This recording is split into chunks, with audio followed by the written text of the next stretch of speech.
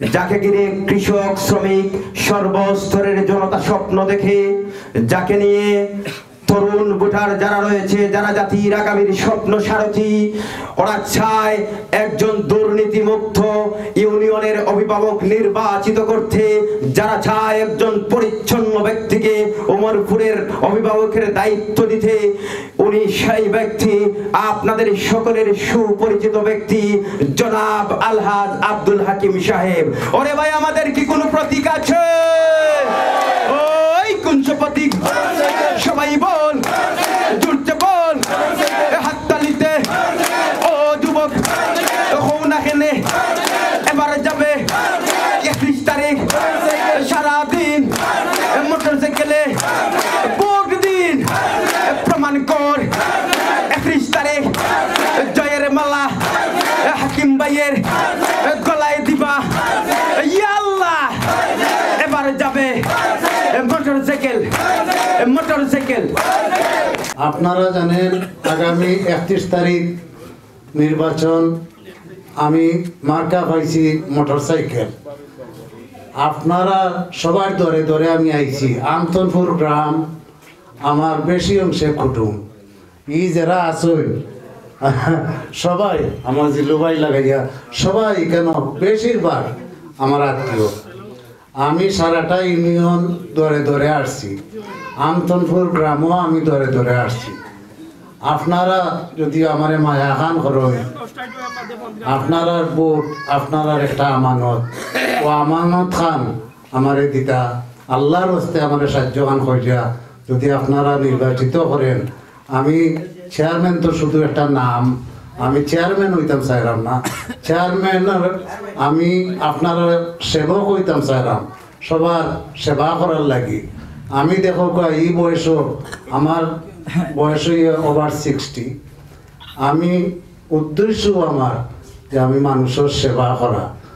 আপনারা হইতে পারেন তো সেবার তো অনেক বিভিন্ন ধরন আছে, কিন্তু একটা সেবা করতে গেলে একটা প্ল্যাটফর্মের দরকার।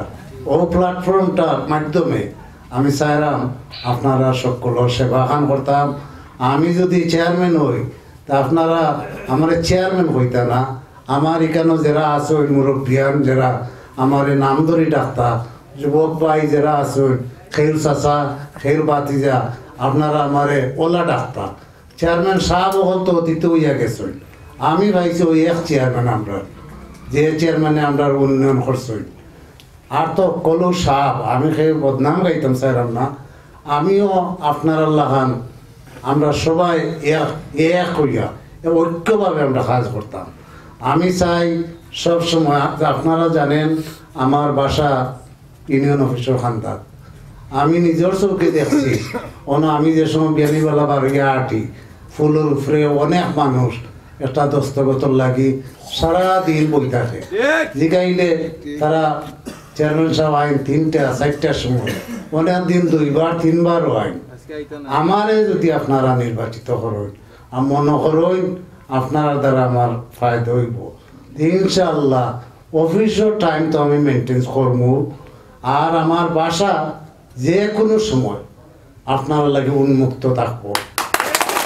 আপনারা খাম কোনো সময় আটটিত নাই, যে কোনো সময় বিকালিবেলাও নাইলে আমার আপনারা পাইবা।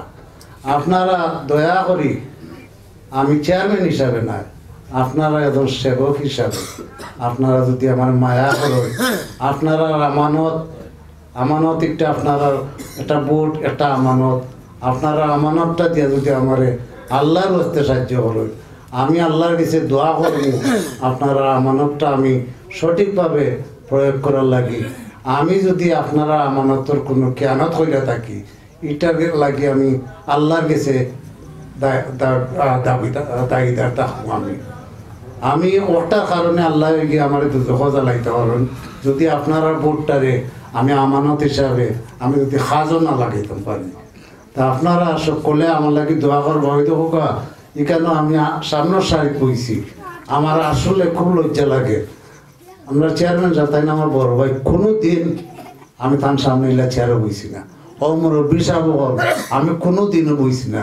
আমি চাইছিলাম ও খাতারে বইতাম, কিন্তু কিতা করবো আজকের অতিথি আমি টেকা থইলে আমি অনেক সামনের কাতারে বইছি আমার নিজেরে নিজে খুব লজ্জা লাগে আপনারা অনেক মায়া আন্তরিকতা আমার প্রতি আছে যে কারণে আজকে অনেক মানুষ ভালোবাসা যদি না থাকতো তে আজ ওখন রাত 10টা হয়ে গেছে ঠান্ডার দিনে অত মানুষ আপনারা থাকলা নামে আপনারা আমি জীবনে আপনারা ঋণ আমি বুঝতে পারতাম না।